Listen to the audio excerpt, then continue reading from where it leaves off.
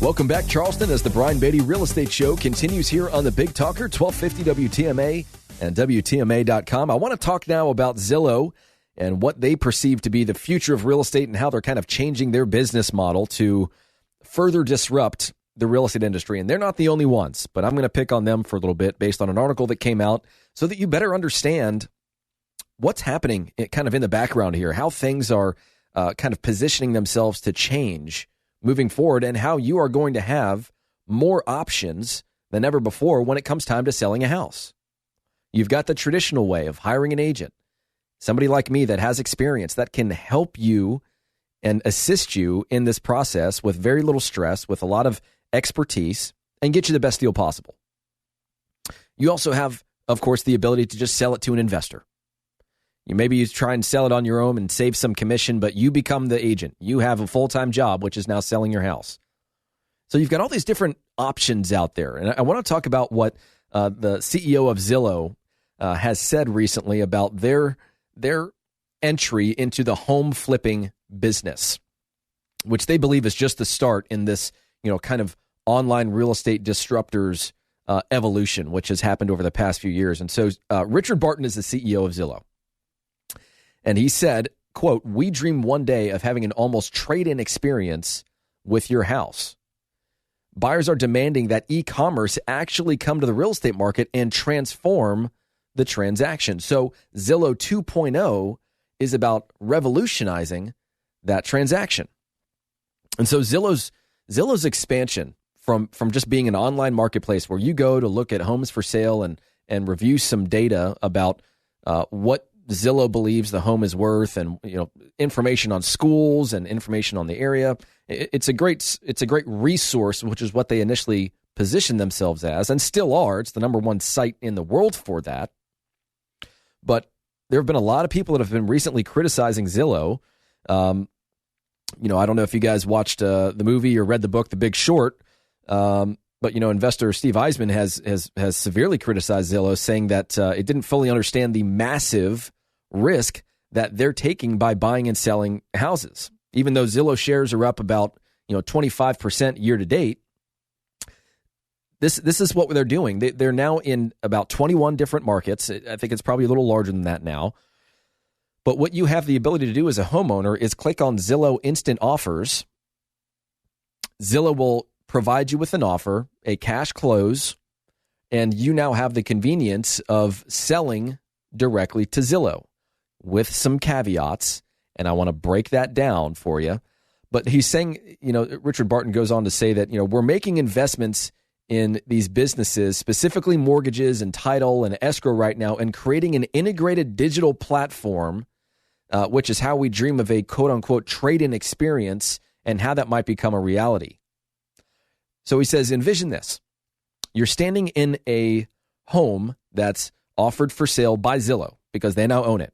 You've been there a bunch of times. You let yourself in to the house with the Zillow app. They're automating this process. They're removing human interaction from it. But then he goes on to say, we know who you are and we know where you live. We already have a mortgage ready for you. We have an offer ready for your house when you're ready to transact, and you, with one click, can decide whether or not you want to move. What do you guys think about that? I'd really be curious to hear what you think about kind of this proposed evolution of real estate. Do you really want to sell your home, although convenient, to an entity that isn't going to give you anywhere near fair market value? Because that just doesn't make sense as a business model. There's no way a grand scale business is going to be able to operate by purchasing homes at close to what they're worth. It just doesn't work. But this CEO of Zillow is saying, the technology disruption is happening, and we've got to be the ones to build the bridge and get to the other side. So they're trying to spearhead this movement where selling real estate is automated. And what's the benefit to you? Well, you get to cut out the real estate agent and save the commission and not have the hassle of having your home susceptible to showings and open houses and, following up with your agent who's probably going to suck at communication anyways, and just save the whole stress of the transaction. Just sell it to Zillow. So here's my take on this. And I've got a lot to say about this, probably more than time permits, but you guys have heard me. If you've listened to the show for any length of time, you know how I feel about Zillow's Zestimate and how it's calculated and how it's just flat out wrong most of the time. All these automated value estimators out there, for the most part, are wrong. Every once in a while, they get lucky, or if they're in a neighborhood where there's just very little variation in what these homes are selling for. Maybe, let's say, a new construction community that was built out a few years ago. Maybe the construction was done in 2016, and now some of these folks are listing their properties and they're selling them. They've been there for a few years. Now it's time to move on to something else. Well, a lot of those homes look very similar. They have similar square footage. They have similar finishes and upgrades. So averaging out a price is a little easier.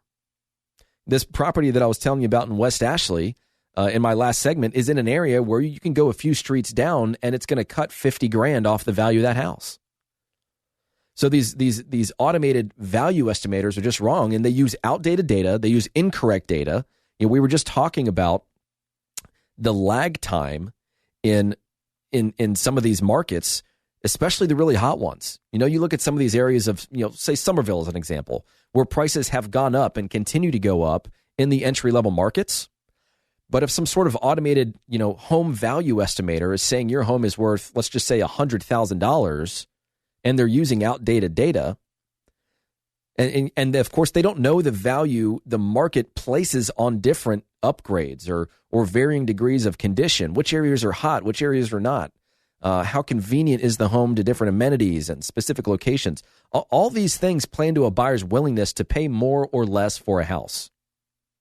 So if they're using outdated data and they don't understand the trends in the marketplace, and they're not analyzing the condition or the upgrades of individual homes, but you see online that house is worth $100,000, and then you go and you check it somewhere else with another home value-based website, and it says, it's 102, and another one says 98. You now feel justified in that your home is worth probably somewhere around $100,000.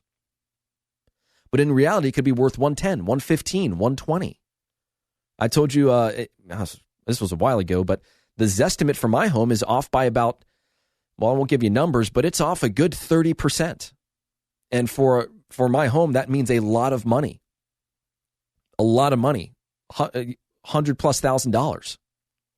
So I don't rely on Zillow's Zestimate at all. I passionately suggest that people do not rely on that kind of information. Agents are always going to be happy to help you determine what a home is worth, because it means an opportunity to earn your business. And we're all, or at least we all should be, willing to provide value in return for an opportunity to earn your business. So you have all these automated value estimators that are going to say this house, as an example, the one we're using, is worth $100,000. Well, obviously people want to know how much they can sell their homes for. What's the highest price you can get? If you do everything right, how much can you net from this sale? And of course, on the other side of the coin is, I want to make this as convenient as possible. If I just hand someone the keys, how much can I get for my house?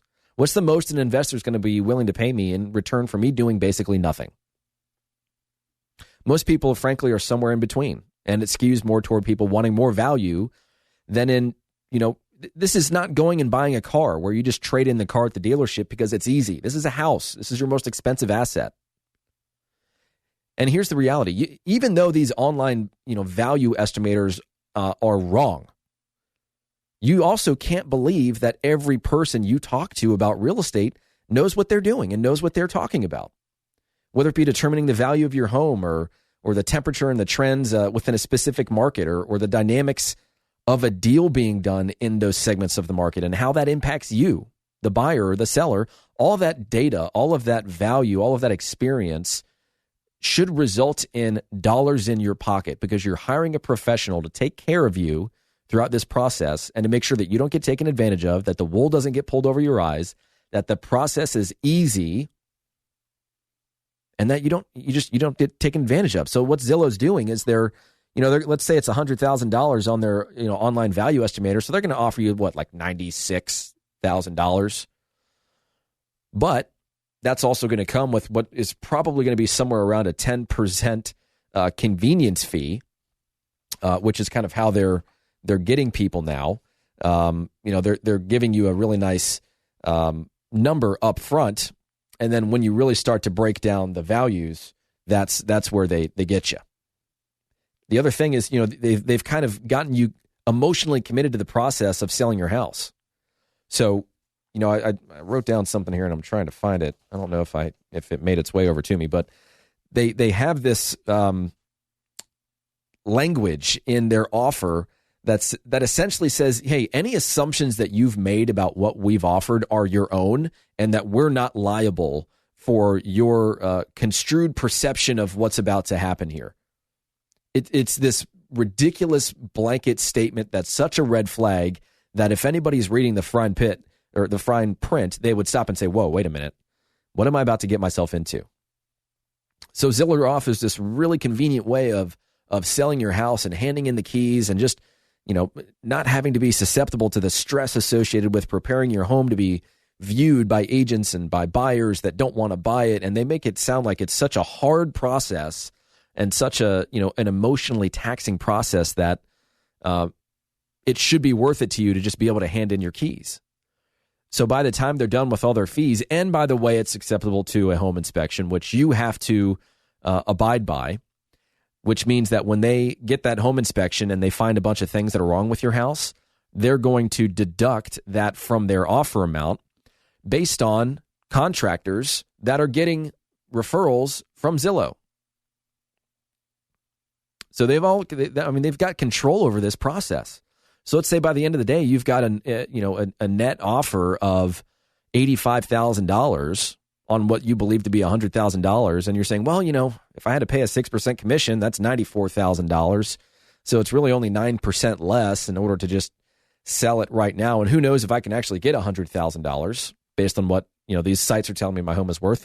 But in reality, it could be worth $115,000, $120,000. You price it at $110,000 with a 6% commission, and you've made $20,000 more. You made 20% more on the deal. So what Zillow's doing is it's not necessarily a bait and switch, because I don't want to identify it as that, but they're clever. All right, they're smart. They know what they're doing. They're getting you attached to the feeling of just being able to hand in your keys and get a check and walk away and not have to do anything. And for some people, that's attractive. I mean, they've already bought and sold thousands of homes in some of these markets. Personally, I don't really understand it. I mean, I get it if your home is in really bad condition and you know that you're not going to get anywhere near top dollar for it. But even then, Zillow has the right to look at your property and say, you know what? No, that's not the type of property we're interested in. Because they're going for kind of the run-of-the-mill, middle of the road, the barbell properties that are easy to fix up and easy to resell. And they're making their money on the ancillary services like mortgages and title, and the money that they're making off the agents that are providing them with referral fees for the deals that they're now referring to them. And it just goes so deep that I just want you to be aware of what's happening kind of behind the scenes in real estate in our industry, and how it's forcing the agents within this industry to level up. And there are a lot of agents that have gotten into this business over the past few years because the market's good and you can kind of stick your hand out and get a few deals and make a little extra money on the side. I can't tell you how many number of agents we have in our market right now that are part-time agents that sell a few homes a year.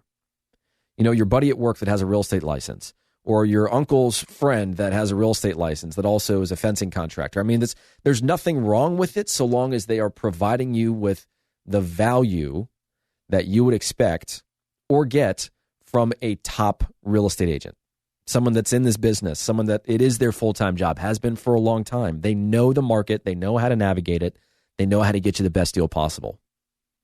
So for folks that are thinking about selling your home to an investor, kind of taking the quote-unquote easy way out, we offer something very similar, and I or an investor that I know will buy your home and make you a better deal. Plus, on top of that, Zillow offers isn't in our market right now, so it's not even an option, nor some of these other kind of big box iBuyer programs. So if you're thinking about selling your house, you do want to kind of take that quote-unquote easy way out. The first thing I would say is, let me look at my database of buyers. Let me see if there's anybody that we know of right now that's looking for a home similar to yours. And we've had multiple deals that have closed where we matched up a buyer and a seller before it ever hit the market, before we had that buyer going and looking at, a bunch of real estate. And it was a very easy transaction. We just matched up the buyer with the seller. And we've got tons of people that are in a position right now where they want to buy something or they want to sell something. But in order to buy, they need to find the right property. And there's not a lot of inventory on the market right now, which is also kind of a hint or a wink to the sellers that are thinking about selling right now and asking themselves that question of, well, should I wait? Should I wait until, say, March or April? It's on a case-by-case basis, but I'm telling you, there are plenty of opportunities in this market right now to list and sell and not have to deal with all that new competition that's hitting the market. Because a lot of what's on the market right now, frankly, it's a little stale. If it's been on the market for a while, people have seen it, they've decided against it, and now those sellers are in a position where they need to either reduce the price or change something about the house or just take it off the market. And a lot of them are going to do that. So you've got a great opportunity as a seller to take advantage of the market right now because of just the lack of inventory or the lack of good inventory. We just listed and sold a home in Somerville in one day because people are watching the market. They're waiting for that inventory. And if you want to be one of those folks that sells, let's talk about the process. Let's see if that makes sense. If it doesn't, I'll tell you. But if it does and you're willing to do it, there's plenty of time. There's plenty of interest. There's plenty of demand. And we'd love to help you through the process. So if you'd like to reach out to me to talk about that, my number is 843-400-8009. That's 843-400-8009. Or you can visit us online at listingsincharleston.com. That's listingsincharleston.com. Stick around. We'll be right back with more of the Brian Beatty Real Estate Show on the Big Talker 1250 WTMA and WTMA.com.